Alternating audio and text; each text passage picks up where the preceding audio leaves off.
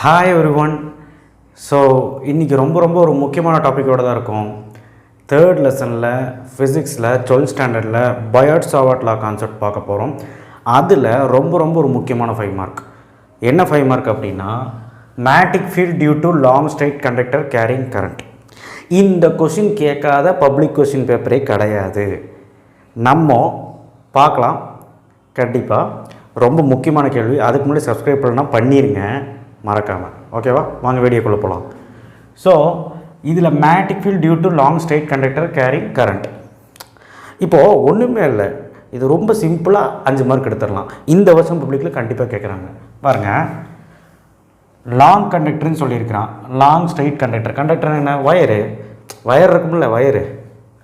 So இந்த மாதிரி long straight conductor wire. So இந்த வயரில் இப்போது நான் என்ன பண்ண போகிறேன்னா, ஒரு கரண்ட்டு பாஸ் பண்ணுறேன். அந்த கரண்ட்டு வந்து கான்ஸ்டண்ட்டாக இருக்கும். அந்த கரண்ட் எப்படி இருக்கும்? கான்ஸ்டண்ட்டாக இருக்கும். இதுக்கு ஒரு பேர் கொடுத்துக்கிறோம், ஒய் டேஷ். நீங்கள் நினைக்கலாம் XY கொடுத்துக்கலாமா சார்? கொடுத்துக்கலாம். ஸோ ஆல்சோ இப்போ நான் என்ன பண்ண போகிறேன் அப்படின்னா, இதுக்கு ஒரு இடத்துல இந்த லாங் கண்டக்டரில் கரண்ட்டு கேரி ஆகுது. கரண்ட் என்ன ஆகுது? கேரி ஆகுது. அப்படின்னு என்ன கரண்ட் போகுது. அப்போது எங்கேயாவது ஒரு பாயிண்ட் P எடுத்து நான் இங்கே எடுக்கிறேன் ஒரு பாயிண்ட் P. இந்த பாயிண்ட் Pயில் மேக்னெட்டிக் ஃபீல்டு எப்படி இருக்குன்னு பார்க்க போகிறேன். இங்கிருந்து இந்த கண்டக்டர்லேருந்து இந்த பாயிண்ட் Pக்கு மேக்னெட்டிக் ஃபீல்டு எப்படி இருக்குன்னு பார்க்க போகிறேன். அப்போ என்ன சார், பாயிண்ட் P இங்கே தான் வைப்பீங்களா? வேறு எங்கேயாவது வைக்கக்கூடாது? வைக்கலாம். ஸோ நான் இங்கே எடுத்திருக்கேன்.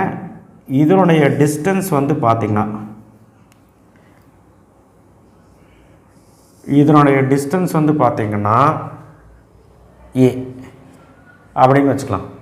ஸோ இப்போ இந்த பாயிண்ட் P தான் என்னது? அங்கே தான் மேக்னெட்டிக் ஃபீல்ட் ஆக்ட் ஆகுது. ரைட்.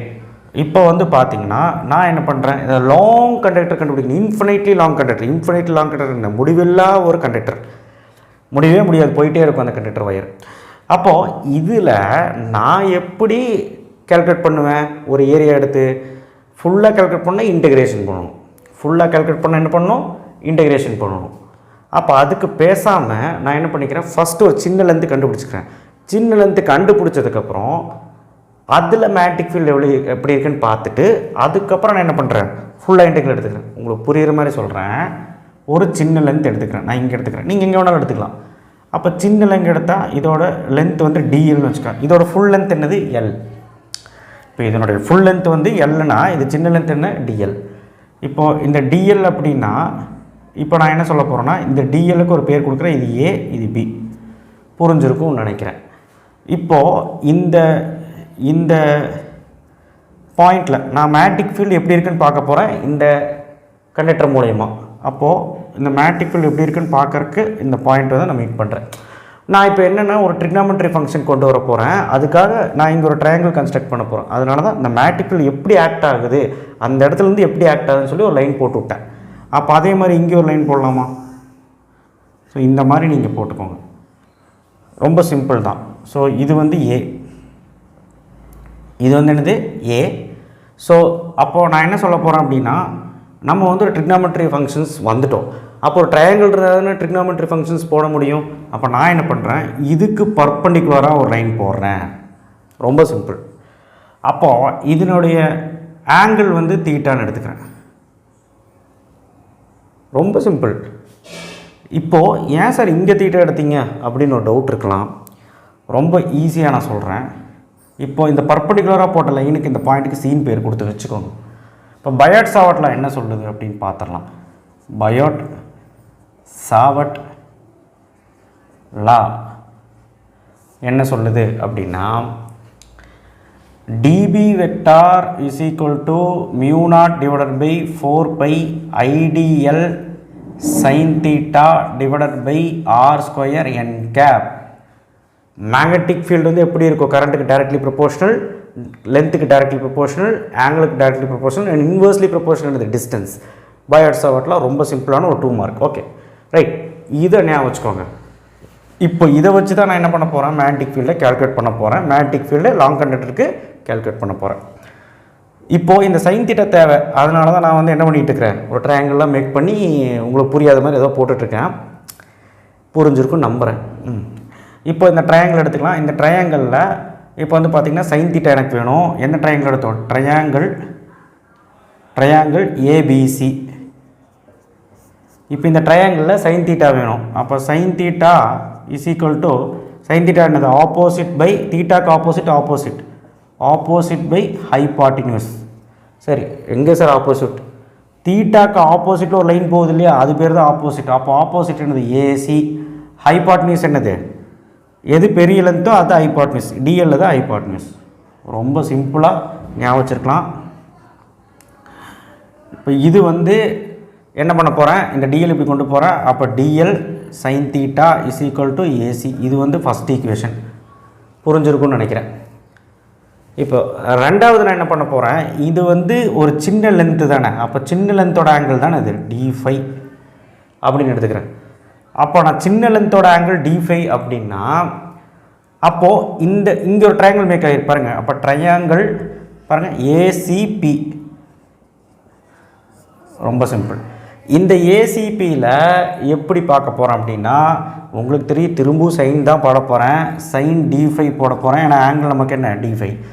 அப்போது d5க்கு ஆப்போசிட் ஆங்கிள் ஏசி. ஏன்னா ஆப்போசிட் பை ஹைபாட்னியூஸ் தான் என்னது? சைனு. அப்போ ஆப்போசிட் ஆங்கிள் என்னது? ஏசி. ஆப்போசிட் லைன் என்னது? ஏசி.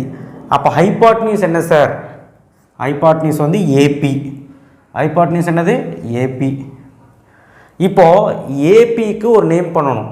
என்னென்னா இந்த டிஸ்டன்ஸும் ஒன்று தான், இந்த டிஸ்டன்ஸும் ஒன்று தான். இதுக்கெல்லாம் ஆறுன்னு வச்சுக்கிறேன். நான் ஒரு இடத்துல ஆறு வச்சுக்கிறேன். நல்லா கேட்டுக்கோங்க. இந்த டிஸ்டன்ஸும் ஆறு தான், இந்த டிஸ்டன்ஸ் ஆல்ரெடி இந்த டிஸ்டன்ஸ் நம்ம ஏன்னு வச்சுட்டோம். இது வந்து ஆறுன்னு வச்சுருக்கேன். வித்தியாசமாக வைக்கணுமே. வித்தியாசமாக வச்சா தானே வித்தியாசமாக தெரியும். ஸோ அதனால் வித்தியாசமாக வச்சா தானே டிஃப்ரென்ஸ் காட்ட முடியும். அதனால தான் குழம்பிக்காதீங்க. ஸோ அப்போ ஏசி டிவைடட் பை ஏபியோட வேல்யூ என்ன? ஆர். அப்போ sin d5 is equal to AC by R. அவ்வளோதான், முடிஞ்சு போச்சு. ஸோ இதில் இது வந்து நான் என்ன பண்ண போகிறேன்? ஆர் இப்படி கொண்டு போகிறேன். R sin d5 equal to AC. பாருங்கள் எவ்வளோ ஈஸியாக இருக்குன்னு. முடிஞ்சு போச்சு. ரொம்ப சிம்பிள். இப்போ பாரு, இப்போ நான் என்ன பண்ண போகிறேன்? இந்த d5ங்கிறது ஸ்மால் ஆங்கிள். அப்போது நான் என்ன பண்ண போகிறேன்? sin d5 similar to small.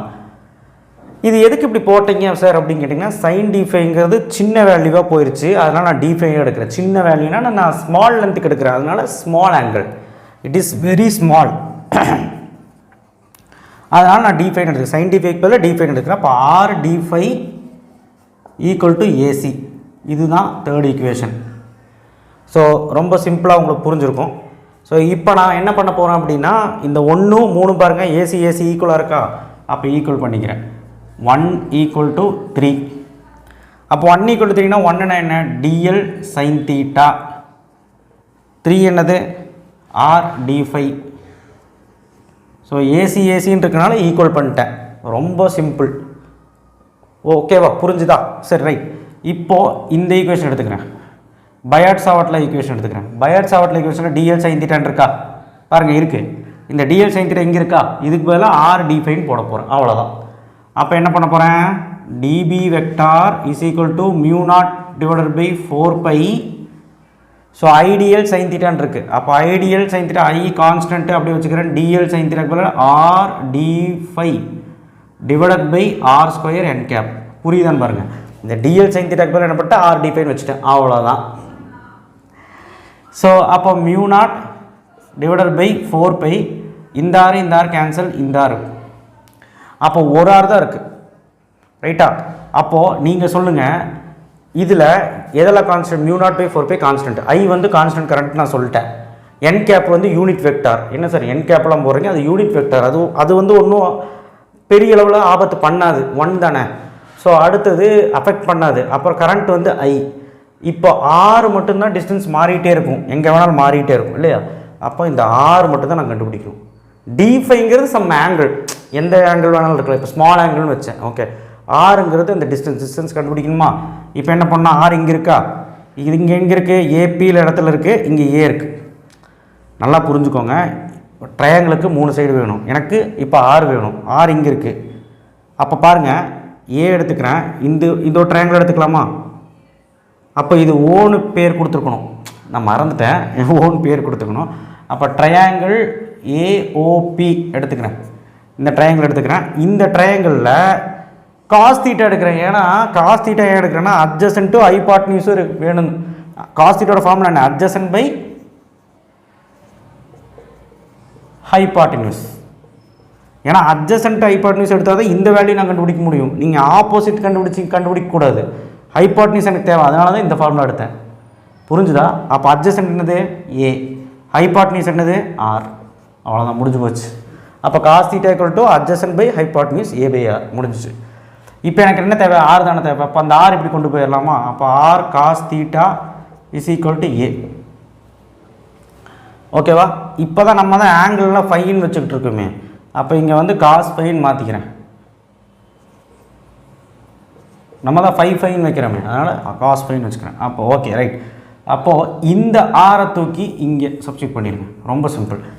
இந்த ஆர் காஸ் ஃபை வந்து, அதாவது நல்லா கேட்டுக்கோங்க, நான் ஒரு மிஸ்டேக் பண்ணிட்டேன். ஒன்றும் இல்லை, நமக்கு தேவை என்னது? ஆர் தானே. நமக்கு தேவை என்னது? ஆர். அப்போது ஆர் இப்படி கொண்டு வந்து காசை கீழே கொண்டு வந்துடலாம். அவ்வளோதான், முடிஞ்சு போச்சு. ஆர் இப்படி கொண்டு வந்து காசு, நமக்கு தேவை ஆர் தானே, ஏ இல்லை. இப்போ இந்த ஆரை தூக்கி இதில் சப்ஸ்டிட் பண்ணிடலாம். அப்போ என்னாகும்?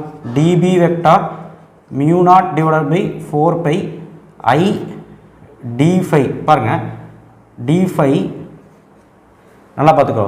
இங்கே ஆருக்கு பதில் ஏ காஸ் ஃபைன்னு நான் இங்கே போடுறேன். அப்போ என்ன ஆகும்? இந்த காஸ் ஃபை டிவைடில் இருக்கும். அப்போ காஸ் ஃபை மேலே போயிடும்.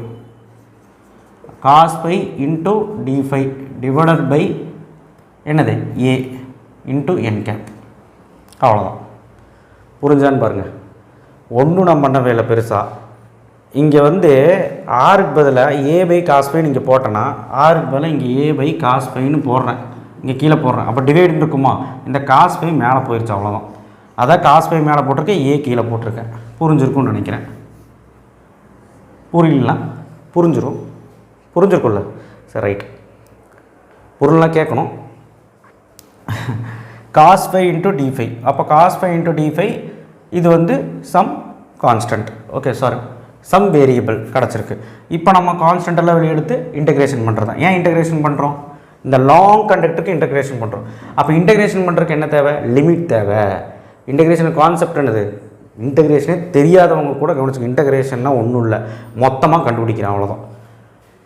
அப்போ இந்த லாங் கண்டக்டருக்கு மொத்தமாக நான் கண்டுபிடிக்கிறேன். போட்டாச்சு. அப்போது இதுக்கு ஒரு ஆங்கிள் கொடுக்கணும்ல, இங்கேருந்து இது மூடி ஒரு ஆங்கிள் கொடுக்கணும். அப்போ இதோட ஆங்கிள் வந்து பார்த்திங்கன்னா 5 கொடுக்குறேன். இதோட ஆங்கிள் கொடுத்தீங்கன்னா இதோட ஆங்கிள் என்ன? 5 கொடுக்குறேன். ஆனால் ஒரு சின்ன பிரச்சனை, இது ஒய் ஆக்சிஸ் தானே. அப்போ ஒய் ஆக்சிஸ்னால் இங்கே இது எக்ஸ் ஆக்சிஸு, இது ஒய் ஆக்சிஸு, இது மைனஸ் ஒய் ஆக்சிஸு, அது கீழே போனால் மைனஸு, அதனால் -5 அவ்வளோதான். இப்போது இன்டெகிரேஷன் பண்ணால் டிபி வெக்டார் இன்டெகிரேஷன் பண்ணால் என்ன வரும்? B vector. ரொம்ப சிம்பிள். டிபி வெக்டார் இன்டெகிரேஷன் பண்ணால் B vector.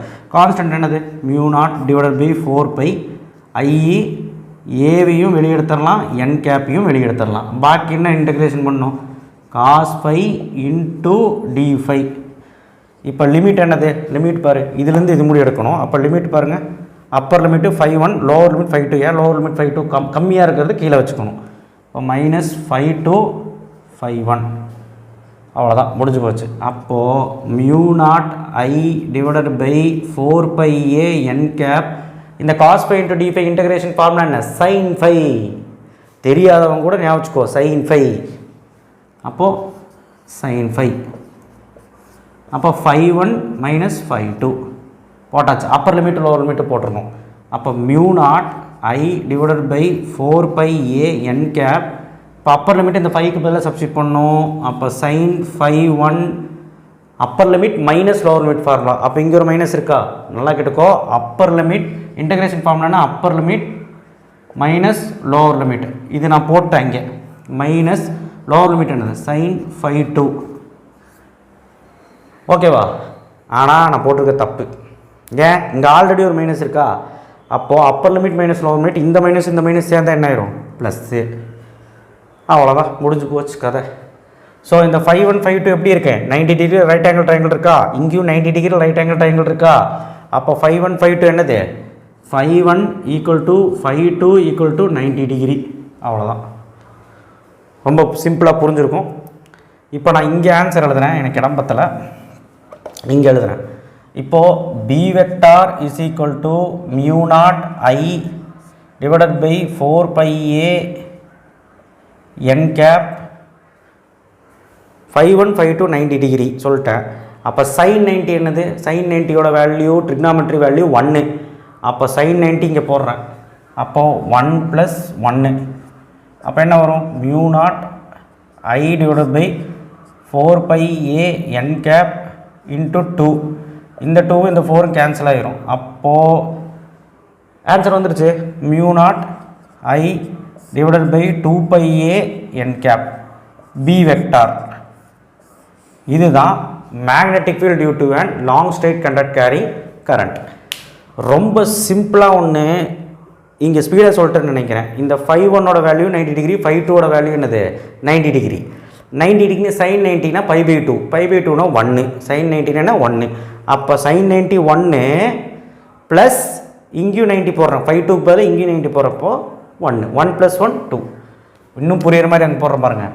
Sign 5 plus sine 5 இருக்கா?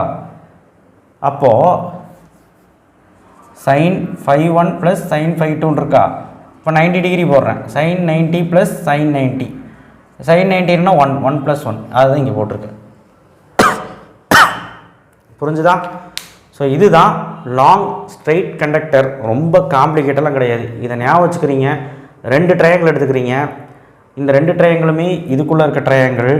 இது ஒன்று ஏபிசி ஏசிபி. முக்கியமான ட்ரையாங்கிள் என்னென்னா ஆருக்கு கண்டுபிடிக்கிறதுக்காக நம்ம காஸ் தீட்டா எடுக்கிறோம். இந்த டிஸ்டன்ஸு இந்த டிஸ்டன்ஸு வச்சு கால்குலேட் பண்ணிடுறோம். அப்புறம் ஆரை நம்ம கண்டுபிடிச்சிட்டோம். மொத்த கண்டக்டருக்கு இன்டகிரேஷன் பண்ணால் ஆன்சர் வந்துடும். ரொம்ப ரொம்ப ரொம்ப ரொம்ப இம்பார்ட்டண்டான 5 மார்க் இந்த வருஷம் பப்ளிக்கில் கேட்க போகிறாங்க. மறக்காமல் பாருங்கள். மறக்காமல் இந்த வீடியோ பிடிச்சிருந்தா ஷேர் பண்ணுங்கள், எல்லாத்துக்கும் சொல்லுங்கள். கண்டிப்பாக இது ரொம்ப ஈஸிங்க. நிறைய பேர் படிக்காமல் இருக்கீங்க. ஓகே, ஷேர் பண்ணுங்கள், சப்ஸ்கிரைப் பண்ணுங்கள், மறக்காமல் பெல் ஐக்கானை ப்ரெஸ் பண்ணுங்க. அப்போ தான் நான் போகிற வீடியோ உங்களுக்கு நோட்டிஃபிகேஷனாக வந்து சேரும். கண்டிப்பாக வந்து சேரும் நீங்கள் பெல் ஐக்கான் ப்ரெஸ் பண்ணிங்கன்னா. தேங்க்யூ.